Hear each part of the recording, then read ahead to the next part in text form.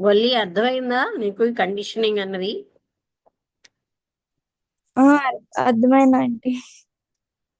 అంటే మనం ఏ పనితో అయితే మన నుంచి మనం యథార్థం నుంచి పారిపోతున్నాం, ఒక బంధం అవును. ఏర్పరచుకుంటాం ఆ పని మీద ఇష్టం వల్ల. ఉమ్, ఆ బంధం వల్ల అదే కండిషనింగ్. అవును. పని ద్వారా ఎస్కేప్ అయిపోతాం, మనుషుల ద్వారా మన నుంచి మనం ఐడియాల ద్వారా ఎస్కేప్ ఉమ్, అయిపోతున్నాం.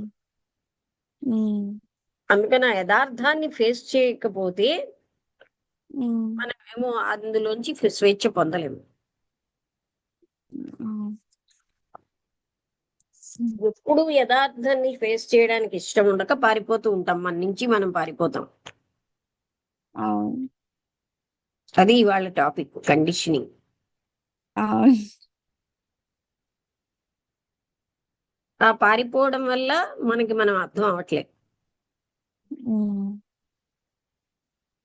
దాంతో ఏంటి, మనలో సంఘర్షణ, బాధ, ఈ మనకి నచ్చింది గట్టిగా పట్టేసుకోవడం వల్ల ఒక రకమైన ప్లెజరు ఇవన్నీ ఉంటున్నాయి. ఇవే మన కండిషనింగ్స్. ఉమ్, ఉమ్, ఆ యథార్థాన్ని ఫేస్ చేసినప్పుడే, మనస్సుని నిశ్చలం చేస్తే అప్పుడు అందులోంచి ఉమ్, బయటపడగలం.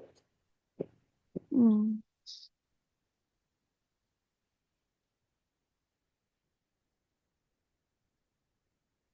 ఓకే, అవగాహన అయిందా? ఆ అర్థమవుతుందండి. అయితే ముగించేద్దాం. తర్వాత నీకు వీలుంటే ఫోన్ చేయి, నీ భూటాన్ ట్రిప్ చెప్పు. Okay, okay. ముగించేద్దామండి. అందరికీ అర్థమైంది కదా? నమస్తే అమ్మా.